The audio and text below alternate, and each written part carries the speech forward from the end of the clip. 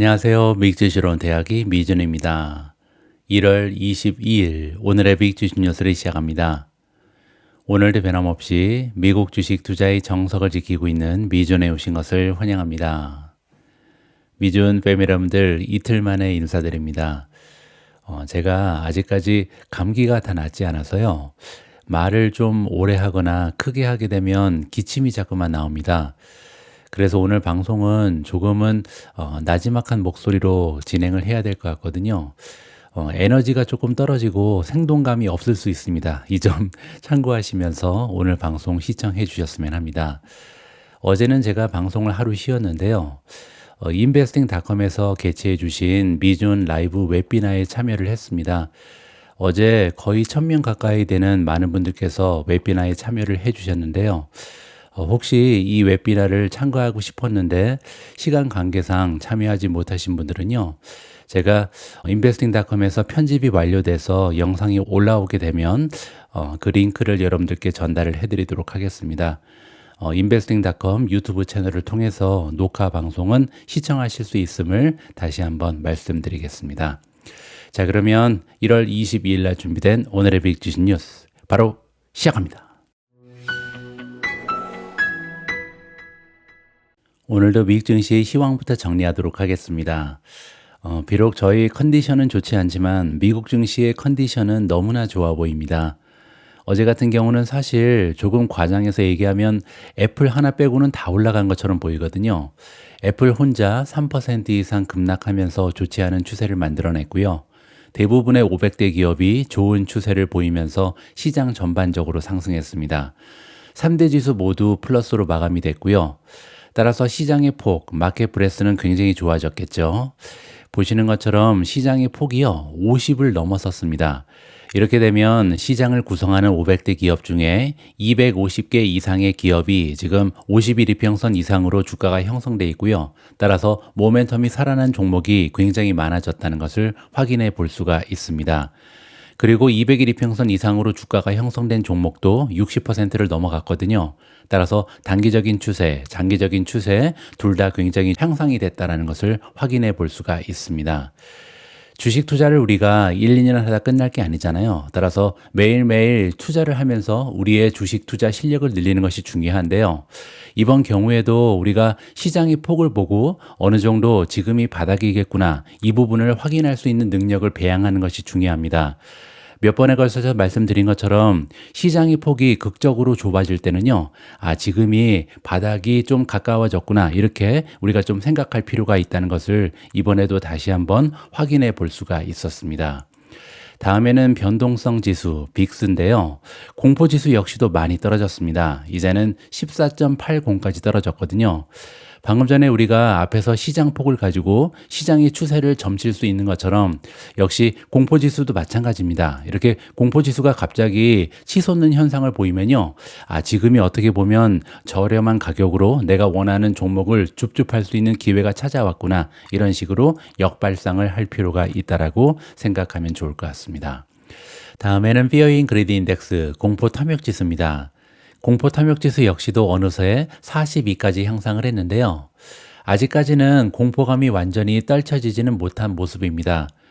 그럼에도 불구하고 조금만 더 상승하면 중립으로 진입할 수 있고요. 일주일 전에는 31이었습니다. 따라서 굉장히 짧은 시간에 분위기가 많이 호전됐다는 것을 확인해 볼 수가 있겠죠. 자, 그리고 다시 한번 말씀드리지만 Fear and Greed Index는요. 어느 정도 공포감이 시장을 지배하면 그때가 바닥일 수 있다. 이렇게 역발상을 할 필요가 있다는 것을 다시 한번 우리한테 교훈을 안겨줍니다. 자, 그리고 한 가지 부분을 더 말씀드리고 싶은데요. 제가 방송에서도 두어 번 말씀드렸는데요. 최근에는 공포 탐욕 지수가 극적인 상태로 잘 넘어가지 않습니다. 그 얘기는요, 예전에는 극적인 공포감이 생겼을 때 주식 비중을 좀 늘리고요. 그리고 극적인 탐욕이 찾아오게 되면 현금 비중을 좀 늘리는 이러한 전략을 많이 구사했었는데요. 최근에는 75를 넘어가면 바로 조정을 받고요. 그리고 25를 찍으면 바로 주식시장이 반등하는 모습을 보이고 있습니다. 따라서 조금은 욕심을 버릴 필요가 있다는 거죠. 이 얘기는요, 극적인 공포에 가기 전에 이제 이 경계선까지 왔을 때는 조금씩 분할 매수를 시작할 필요가 있고요. 마찬가지로 75를 찍게 되면 지금부터는 조금은 현금의 비중을 차츰차츰 늘릴 필요가 있다는 거죠. 왜냐하면 극적인 상태로 가지 않고 시장이 다시 반전하는 경우가 많이 발견이 된다. 이러한 식으로 마무리를 해드리겠습니다. 다음에는 초이스 스탁의 마켓 스코어인데요. 47, 이제는 보통 단계에 이르고 있죠. 그래서 이 부분 역시도 우리가 관찰을 해봤더니 역시 마켓 스코어가 공포 탐욕 지수보다는 조금 선행하는 느낌이 드는 거죠. 그래서 초이스 스탁에서 제공하는 마켓 스코어를 조금 더 비중 있게 살펴볼 필요가 있다는 것이 개인적인 판단입니다. 다음에는 미주온 탑픽의 성적입니다. 어제는 미주온 탑픽 역시도 대부분의 종목이 좋은 추세를 만들어냈는데요. 특히 비스트라가 가장 좋았습니다. 8.48% 하루 만에 급등을 했고요. 그렇게 되면 한 달 수익률이 이제는 32%를 넘어갑니다. TSMC가 3.40% 상승했고요. B2가 플러스 2.42, 제타 플러스 2.37, 엔비디아 플러스 2.27, 아마존 플러스 2.11, 크레도 테크놀로지 플러스 1.87, 팔란티어 플러스 1.81, 비트코인 플러스 1.81, 브로드컴도 플러스 1.21, 구글 플러스 1.05, 메타가 0.60% 상승했습니다. 반면 세 종목은 하락했는데요. 마이크로소프트가 0.12% 소폭으로 떨어졌고요. 테슬라가 마이너스 0.57, 마지막으로 앱 러빈이 1.15% 떨어지면서 가장 좋지 않았습니다. 오늘은 가장 먼저 어제 미국 증시 분위기가 너무나 좋았던 이유부터 설명을 드리도록 하겠습니다. 최근에 미국 증시의 성적은요, 항상 10년 국채 수익률과 연관이 되어 있습니다. 어제도 미국 증시가 너무나 좋았기 때문에 10년 국채의 금리가 많이 떨어졌겠구나, 이렇게 우리가 예측을 할 수가 있는데요. 실제로 지금 미국 국채 금리가 4.57까지 떨어졌습니다. 불과 며칠 전만 해도 4.80을 넘었었잖아요. 따라서 굉장히 짧은 시간에 10년 국채 금리가 굉장히 많이 하락한 것을 우리가 확인해 볼 수가 있겠죠. 자, 그러면 미국의 국채 금리가 이렇게 떨어진 이유는 뭔지, 어제 특히 추가적으로 많이 하락했는데요. 이 이유를 살펴봐야겠죠. 그 이유는요, 인플레이션에 대한 공포가 어느 정도 잦아졌다, 이렇게 볼 수가 있는데요. 자, 그러면 인플레이션에 대한 공포가 왜 이렇게 떨어졌을까? 그 부분에 대한 해답을 찾아야겠죠. 바로 트럼프입니다. 많은 사람들이요, 트럼프가 부임하게 되면 관세를 바로 인상할 것이다. 첫 번째 날부터 가장 중요한 것이 관세 인상이다. 이렇게 예측을 했었거든요. 하지만 다행히도 즉각적인 관세 인상은 없었습니다. 트럼프 대통령은 이전에 약속한 대로 월요일에 즉시 관세를 부과하지는 않았습니다. 하지만 2월 1일 불법 이민자와 미국으로 넘어오는 펜타닐에 대해서는 캐나다와 멕시코산 수입품에 25% 관세를 부과하는 방안을 검토하고 있다, 이렇게 밝혔습니다. 대통령 메모에서 트럼프는요, 상무부와 재무부에 대규모 무역 적자의 경제 및 국가 안보 위험을 조사하고 또 이러한 적자를 해결하기 위해 글로벌 추가 관세 또는 기타 정책과 같은 적절한 조치를 권고하라, 이렇게 지시했습니다. 따라서 결정을 자기가 하는 것이 아니라 관련 부서한테 명령을 한 거죠. 그래서 지시를 해서 상무부랑 재무부한테 그러면 해결책을 좀 만들어 와라. 지금 무역 적자가 너무나 많으니까 어떠한 조치를 해야 되는지 의견을 달라. 이렇게 지시했다라고 이해가 가능합니다. 투자자와 외국 자본은 하루아침에 오랜 무역 협정을 뒤집을 수 있는 관세 조치에 대비해 왔지만 트럼프의 무역 메모는요, 본질적으로 향후 관세 조치를 뒷받침할 수 있는 더 많은 연구를 요구하고 있다. 따라서 독불장구처럼 마음대로 결정하는 게 아니라는 거죠. 이 부분은 우리가 생각했던 것보다 훨씬 더 어떻게 보면 절제된 모습을 트럼프가 보여주고 있다. 긍정적으로 평가 가능합니다. 이 유의 조치로 인해서 글로벌 증시가 상승하고요. 다른 통화도 달러 대비 상승세를 보였습니다. 백악관에서 기자들이 미국으로 들어오는 모든 수입품에 보편 관세를 부과할지에 대해서 묻는 질문에 대해서 트럼프는요, 이렇게 답했다고 합니다. 물론 그럴 수도 있다. 하지만 아직 그럴 준비가 되어 있지 않다. 캐나다와 멕시코 관세에 대한 질문에 그는 두 나라가 엄청난 수의 사람들, 그러니까 이민자를 얘기하는 거고요. 불법 이민자를 얘기합니다. 그리고 펜타닐을 미국으로 허용하게 있기 때문에 펜타닐은 여러분들 잘 알고 계실 텐데요. 굉장히 중독성이 있는 강력한 진통제라고 보시면 됩니다. 거의 마약 수준이거든요. 자, 이러한 펜타닐을 미국으로 허용하고 있기 때문에 25%에 대해서 생각하고 있다라고 의견을 피력했습니다. 트럼프는 또한 관세 또는 더 많은 에너지 수출을 통해서 미국의 대유럽 무역 적자를 반전시키고 있다라고 이야기했고요. 트럼프는 나중에 워싱턴의 캐피탈 원 아레나에서 지지자들한테 이렇게 얘기했습니다.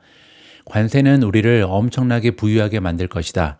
그리고 미국을 떠났던 미국 기업들이 다시 돌아오게 될 것이다. 결국 트럼프가 원하는 것은요, 미국 우선주의죠. 미국을 위해서 최선을 다하겠다. 이런 메시지를 계속해서 던지고 있고요. 하지만 그럼에도 불구하고 관세를 갑자기 첫날부터 아무런 대책 없이 올리는 무모한 모습을 보이지 않았다는 것이 굉장히 긍정적이라고 평가가 가능할 것 같습니다.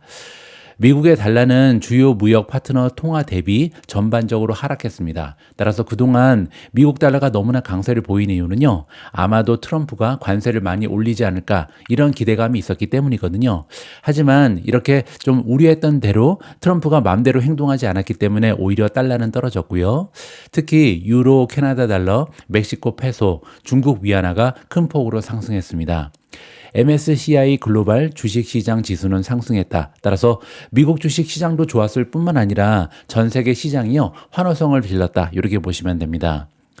도미닉 르블랑 캐나다 재무장관은요, 미국이 관세를 부과하는 대신에 양국 간의 무역 관계를 연구하는 것이 긍정적인 조치가 될 것이다. 이렇게 언급했고요. 업계 단체들도 즉각적인 관세가 부과되지 않을 것이라는 보도에 안도감을 표했다라고 나와 있습니다. 하지만 그럼에도 불구하고 무역 분석가들은요, 여전히 트럼프 대통령이 임기 초에 글로벌 관세를 추진할 것으로 예상한다라고 이야기하고 있습니다. 제가 며칠 전에 방송에서 한번 말씀드린 적이 있는데요. 저는 개인적으로 트럼프가 무모하게 관세를 많이 올릴 것 같지는 않습니다.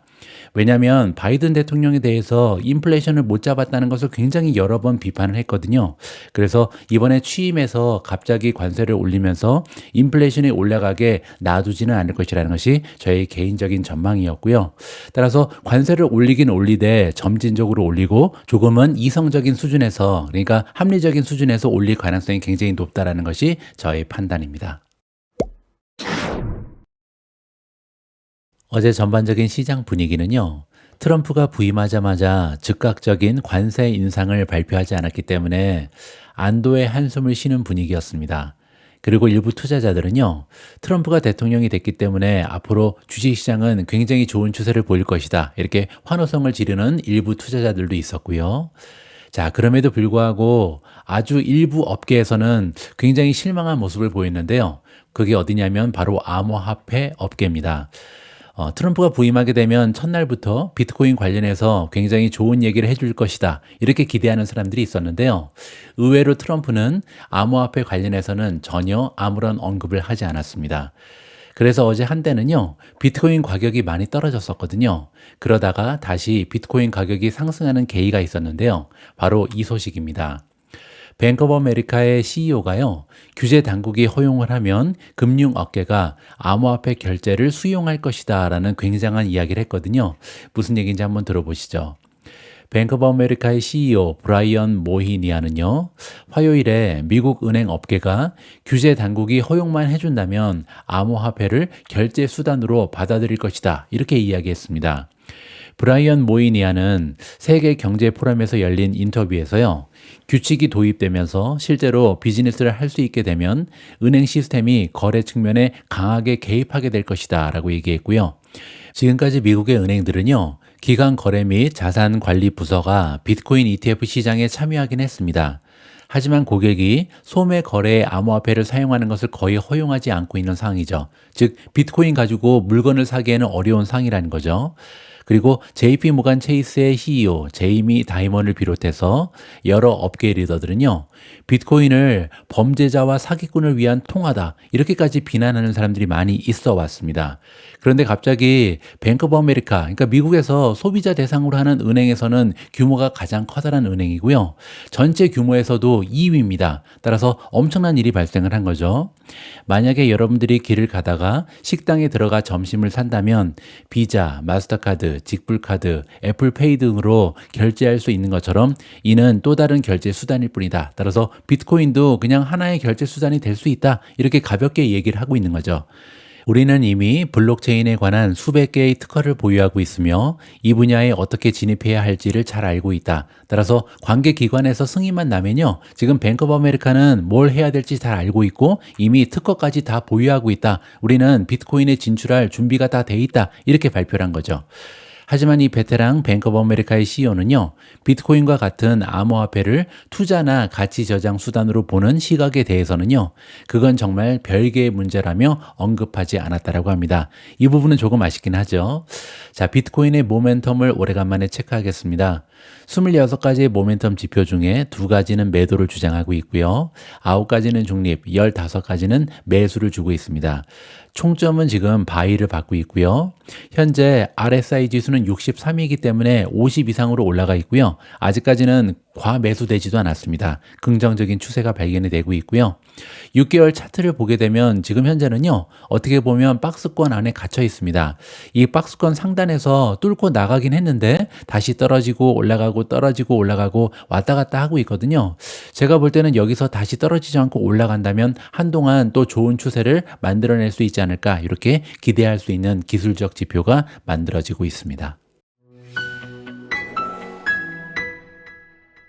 앞에서 말씀드린 것처럼 어제 암호화폐에 투자하는 투자자 입장에서는 약간 실망을 했습니다. 트럼프가 이렇다 할 지지 성명을 하지 않았기 때문이죠. 하지만 반면 AI 기업 입장에서는, 그리고 AI 수혜주에 투자하는 투자자 입장에서는 굉장히 기분이 좋았는데요. 트럼프가 앞으로 AI를 팍팍 밀어주겠다, 이런 성명을 여러 번에 걸쳐서 이틀 동안 발표를 했습니다. 일단 첫 번째 긍정적인 소식은요, 트럼프가 AI 위험 관리에 관련된 바이든 대통령의 행정명령을 모두 철회한다, 이런 뉴스가 보도가 됐거든요. 여기에 관련해서 제가 개인적으로 해설한 부분을 잠깐 읽어드리도록 하겠습니다. 바이든의 AI 행정명령 폐지는요, 특히 중국과의 경쟁에서 미국의 AI 개발 리더십을 유지하려는 시도로 볼 수가 있고요. 다음과 같은 이유 때문에 저는 개인적으로 엔비디아한테 굉장히 긍정적인 소식이 될 수 있다고 생각합니다. 일단 첫 번째로요, 규제 부담이 감소하게 되는데요. 엔비디아는 AI 칩 개발 및 판매에 대한 규제가 줄어들면서 잠재적으로 혁신과 시장 출시 기간을 단축할 수 있다라고 개인적으로 생각합니다. 자, 그리고 두 번째는 수요 증가인데요. 이렇게 규제가 덜한 AI 환경이 조성되게 되면 많은 기술 기업들, 그리고 스타트업 기업들이요, 아무래도 엔비디아의 AI 중심 GPU에 더 많은 관심과 이 수요로 이어질 수 있다. 따라서 GPU를 사는 사람들이 많아질 것이다. 이렇게 우리가 이해를 하면 좋을 것 같습니다. 자, 그리고 또 한 가지, 바이든 대통령 AI 명령이 폐지되면서요, 아마존, 구글, 메타, 마이크로소프트 등의 거대 기술 기업들도요, 여러 가지 면에서 혜택을 받을 수 있다라고 보이는데요. 일단은 규정 준수 비용이 절감됩니다.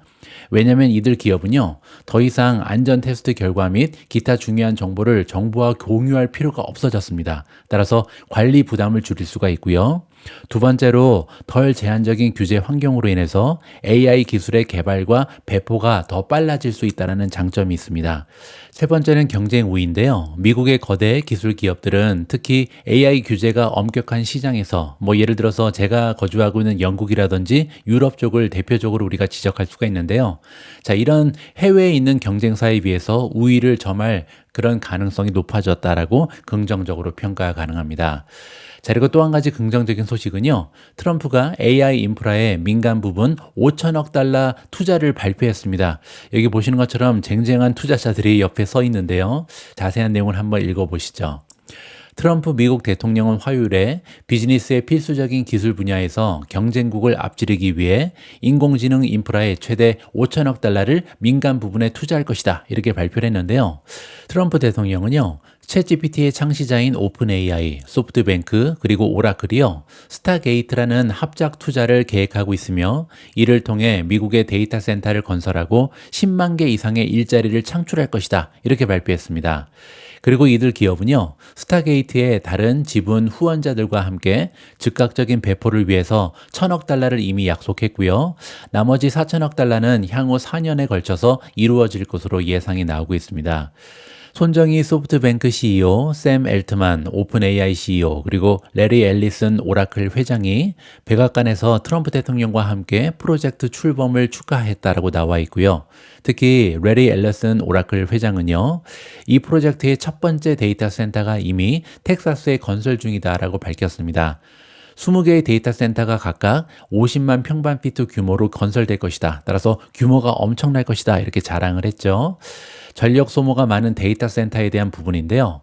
트럼프 대통령의 취임 이틀째에 발표된 이번 발표는요. AI가 소비자, 근로자, 국가 안보에 미치는 위험을 줄이기 위한 조 바이든 전 대통령의 AI 관련 행정명령이 철회된 직후에 나온 것이다. 앞에서 제가 설명드린 부분이죠.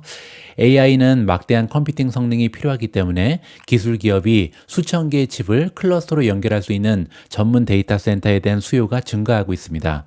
자, 거기에 맞춰서 트럼프는요, 그들은 많은 전기를 생산해야 하며 그들이 원한다면 자체 공장에서 쉽게 전기를 생산할 수 있도록 도와줄 것이다. 이런 얘기를 했거든요. 이것 때문에 어제 비스트라의 주가가 이렇게 급등하는 계기가 됐다. 저는 개인적으로 이렇게 유추하고 있습니다. 자, 미준의 한마디 잠깐 보시면요. 트럼프의 2기잖아요, 지금이. 그러면 1기 미국 증시의 성적표를 다시 한번 복습해 보면 좋을 것 같습니다.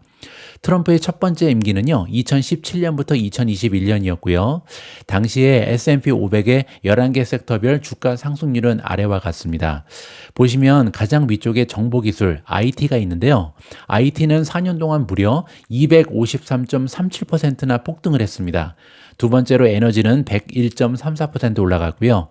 3위가 이미 소비재인데요. 이미 소비재는 아마존하고 테슬라가 있죠. 73.78% 나쁘지 않았습니다. 반면에 메타랑 구글이 들어가 있었던 통신 서비스는요, 40.21% 올라가는데 그쳤거든요. 과연 이번에는 메타랑 구글이 트럼프 대통령이랑 사이좋게 지내면서 좋은 주가의 상승을 도모할 수 있을지 관심을 가지고 지켜볼 만합니다. 자, 어쨌든 중요한 것은요, IT 쪽이 굉장히 좋았다. 따라서 이번에도 인포메이션 테크놀로지 섹터 쪽에서 트럼프 기간 동안 제2기 동안 건전한 주가 상승을 우리가 한번 기대해 볼 만하다. 이렇게 정리해 볼 수가 있겠죠. 참고로 트럼프 1기 연차별 미국 증시 성적표는요. 첫 해에는 19.42% 올라갔고요. 두 번째는 마이너스 6.24%, 3년 차이는 플러스 28%, 4년 차이는 16.26%였습니다. 따라서 두 번째 해인 2018년에만 굉장히 좋지 않았고요. 나머지 3년은 굉장히 좋았죠. 자, 그런데 미국 대통령의 임기 주기와 미국 증시의 상관관계를 살펴보니까요. 1933년부터 2015년까지 S&P 500의 성적을 분석해 본 결과 임기 2년 차이는요, 항상 좋지가 않았습니다. 따라서 이러한 역사가 반복된다면 아마도 다가오는 2026년에는 우리 주식 투자자들은 조금 우리가 대비할 필요가 있다. 조금은 보수적인 전략을 취할 필요가 있다라고 판단하고 있습니다. 어제 트럼프 대통령이 데이터 센터의 전력 공급이 원활하게끔 팍팍 밀어주겠다, 이런 언급을 하면서 비스트라 에너지의 주가는 폭등을 했습니다. 자, 그런데요, 비스트라 에너지는 사실상 4일 전에 캘리포니아 공장에서 대규모 화재가 발생하면서 주가가 떨어진 적이 있었거든요. 자, 그럼에도 불구하고 최근에 연일 사상 최고치를 경신하고 있는 종목이 바로 비스트라 에너지입니다. 자, 그래서 오래간만에 비스트라 관련된 기사를 준비했는데요. 화요일에 BMO 캐피탈 마켓은 비스트라 에너지, 티커는 VST고요. 비스트라 주식에 대한 전망을 조정해서요. 목표 주가를 기존의 151달러에서 191달러로 상향 조정하는 동시에 매수 등급을 유지했습니다. 이러한 목표 주가의 수정은요, 비스트라 주식이 52주 최고가인 178달러 부근에서 거래되는 상황에서 이루어졌는데요. 화요일에 비스트라 주가는 추가적으로 상승하면서 무려 185.35달러로 마감했습니다. 인베스팅 프로 데이터에 따르면 비스트라는 지난 6개월 동안 124%나 상승했고요. 지난 한 달 동안에도 31% 이상 상승하면서 놀라운 모멘텀을 보여주고 있습니다. 이번 수정은요, 최근 모스랜딩 BESS 시절에서 발생한 사고 이후에 나온 것이다. 모스랜딩에 있는 공장은요, 배터리 공장입니다. 지난 주말에 해당 시설에서 화재가 발생했다는 신고가 접수돼서 일요일에 현장 조사가 이루어졌는데요. 다행히 조사 결과 활성 화염은 감지되지 않았고요. 작은 연기가 나는 물질만 발견되는 등 상황이 통제되고 있는 것으로 나타났습니다. BMO 캐피탈의 애널리스트는요, 시설의 1단계가 완전히 손실되었을 가능성이 높다라고 얘기합니다. 하지만 2단계와 3단계는 이번 사고의 영향을 받지 않을 것으로 예상을 하고 있고요. 2025년과 2026년 비스트라 에너지의 실적에 미치는 영향은 관리 가능한 수준이 될 것이다. 따라서 이번 화재 때문에 갑자기 실적이 저하되는 일은 없을 것이다. 이렇게 지금 전망을 하고 있는 거죠. 이 전망은 또한 화재로 인한 재정적 결과를 완화할 것으로 예상되는 회사의 자산 및 사업 중단 보험을 고려한 것이다. 따라서 이렇게 비스트라 같은 경우는 보험을 많이 들어놨기 때문에 사실상 화재 때문에 손실을 입게 되면요, 보험금으로 처리가 가능하다. 이렇게 지금 얘기를 하는 거죠. 목표 주가 상향 조정은요, 비스트라 에너지의 회복력과 운영상의 어려움을 극복할 수 있는 능력에 대한 신뢰의 표명이다라고 해설해주고 있습니다. 특히 다각화된 운영 단계와 함께 비스트라 에너지의 보험 보장 범위는요, BMO 캐피탈이 비스트라 에너지의 장기 전망을 평가하는 데 중요한 역할을 한 것으로 보인다라고 나와 있고요. 이 밖에 최근 소식으로는요, 에버코어 ISI라는 투자 기관에서도 2025년부터는 수익과 현금 흐름이 증가할 것으로 예상하면서 비스트라 에너지에 대한 커버리지를 시작했다라고 합니다. 상승 케이스 밸류에이션은 242달러, 하락 케이스 밸류에이션은 146달러로 40%의 상승 가능성과 16%의 하락 가능성을 동시에 제시했다. 이렇게 보시면 되고요.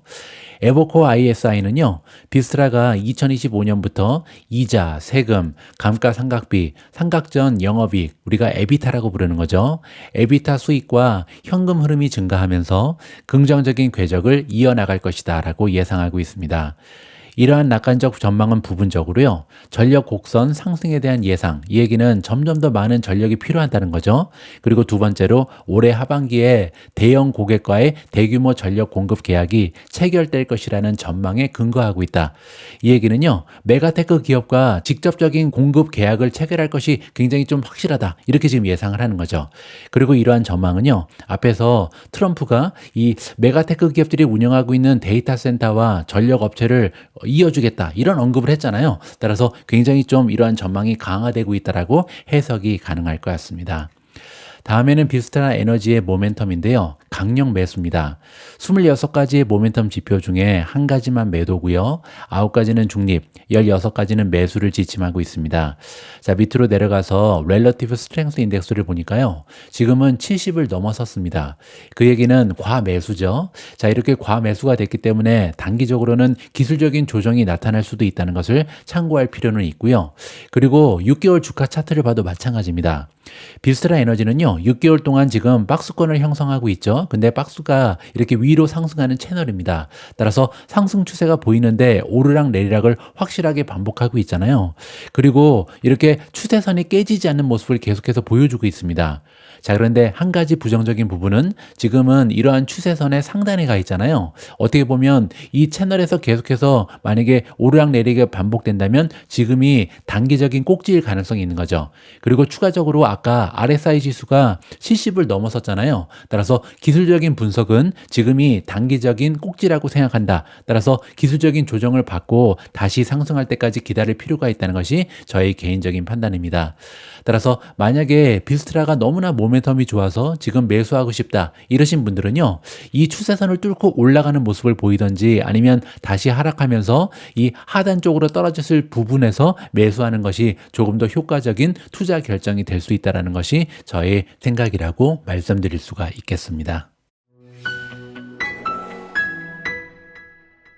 오늘 마지막으로 준비된 기사는 제가 직접 읽어드리지 않고요, 미준 AI 목소리를 통해서 들어보고자 합니다. 미준 AI 목소리를 자주 이용하다 보니까요, 한 가지 장점이 생겼습니다.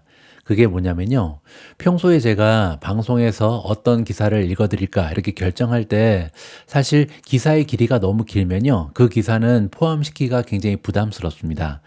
30분 정도 방송을 하는데 그 중에 반 이상이 하나의 기사면 안 되잖아요. 그래서 좀 긴 기사는 자제하고 있는데요. 이제는 미준 AI가 대신해서 읽어주기 때문에 조금 긴 기사도 내용이 굉장히 좋다면 방송에 포함시킬 수 있는 여력이 생겼습니다. 오늘 같은 경우도요, 제가 이 뉴스를 여러분들께 공유하고 싶거든요. 메타가 애플의 시장을 노리고 있다라는 내용의 기사인데요. 그 길이가 만만치가 않습니다. AI가 읽었음에도 불구하고 무려 7분 25초가 걸리거든요. 제가 직접 읽는다면 아마 한 12분, 13분 이상이 걸리지 않았을까 개인적으로 생각합니다. 자, 어쨌든 오늘은요, 미준 AI 목소리가 읽어드리는 메타의 이야기를 들으면서 방송을 마무리하도록 하겠습니다. 오늘도 미준 방송 마지막까지 함께 해주신 모든 분들께 감사의 말씀을 드립니다. 우리 모두가 미국 주식 투자를 은퇴하는 그날까지 다 함께 화이팅입니다. 행복한 하루 되세요. 감사합니다.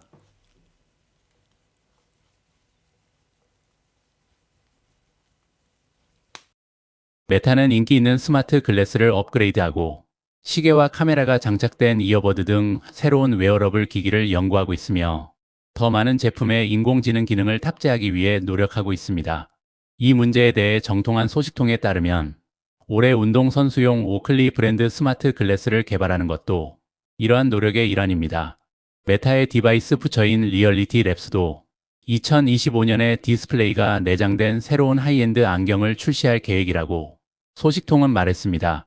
현재 개발 중인 다른 제품들은 애플의 스마트워치 및 에어팟과 경쟁할 것으로 보입니다. 그리고 메타는 2027년경 출시를 목표로 기술 업계의 성배로 여겨지는 최초의 진정한 증강현실 제품 개발에 박차를 가하고 있습니다. 페이스북, 인스타그램, 왓츠앱을 소유한 메타의 한 관계자는 회사의 계획에 대해 논평을 거부했습니다. 이러한 제품 출시는 차세대 컴퓨팅 시대를 열 수 있는 하드웨어에 중점을 두고 메타를 AI 혁신 기업으로 재포지셔닝하기 위한 노력의 일환입니다. 이 소셜미디어 회사는 증강 및 가상현실 개발에 수백억 달러를 투자하고 여러 버전의 헤드셋과 안경을 출시했지만 광범위한 소비자 수용은 여전히 어려운 상황입니다. 메타는 현재 카메라, 마이크 및 기타 기술이 내장된 레이벤 안경을 판매하고 있습니다. 이 안경은 현실 세계의 데이터와 이미지를 겹쳐 보여주는 AR 기기에는 미치지 못하지만 사진을 찍고 주변 환경을 분석하고 음악을 재생하고 통화를 처리할 수 있습니다. 내부적으로 슈퍼노바라는 코드명을 가진 이 제품 라인은 크게 세 가지 방식으로 확장될 예정입니다. 첫째, 현재 판매 중인 레이벤 안경을 새로운 시장에 출시할 계획입니다. 둘째, 메타는 스마트 안경 기술을 파트너인 룩소티카 그룹 SA가 소유한 다른 패션 브랜드로 확장할 계획입니다. 여기에는 오클리의 스페라 안경을 기반으로 한 새로운 버전인 슈퍼노바 2가 포함됩니다. 카메라를 안경테 중앙으로 이동시키는 이 모델은 사이클리스트와 기타 운동선수를 대상으로 출시될 예정입니다. 올해 가장 큰 업그레이드는 기존 레이벤 안경에 더 가까운 디자인을 사용한 새로운 고급형 제품이 될 것입니다. 코드명 하이퍼노바인 이 모델에는 오른쪽 렌즈 하단 사용자의 시야에 정보를 투사하는 디스플레이가 포함될 예정입니다. 사람들은 간단한 소프트웨어 앱을 실행하고 알림을 확인하고 기기로 촬영한 사진을 볼 수 있게 될 것이며 이는 오랫동안 약속된 AR 경험에 조금 더 가까워지는 기능입니다. 이 기기는 더 높은 가격표를 달게 될 것입니다. 프로젝트에 참여한 일부 직원들에 따르면 현재 메타 레이벤의 시작 가격이 $299인 것에 비해 하이퍼노바 안경의 가격은 약 $1000가 될 것으로 예상하고 있습니다. 메타는 사용자가 세레스라고 불리는 손목 스트랩을 사용하여 안경을 제어할 수 있는 접근 방식을 테스트하고 있습니다. 캘리포니아 멜로파크에 본사를 둔 이 회사는 이 액세서리를 하이퍼노바 안경과 같은 상자에 넣어 프레임 템플에 터치 컨트롤이 있는 안경으로 제공하는 방안을 논의하고 있습니다. 손목 액세서리가 소집을 통과하지 못할 경우 템플 방식이 표준 입력 방식이 될 것입니다. 스트랩 컨트롤러는 메타가 작년에 선보인 미출시 제품인 오리온 프로토타입 AR 안경에 사용된 것과 유사합니다. 하이퍼노바 제품은 스마트워치와도 작동할 수 있지만 아직 메타는 그러한 기기를 제공하지 않습니다. 메타는 약 반세기 동안 애플, 삼성전자 등의 모델과 경쟁할 수 있는 스마트워치 출시를 검토해 왔습니다. 수년에 걸쳐 프로젝트의 세부 사항과 우선순위가 변경되었고 여러 번 취소와 취소를 반복했습니다.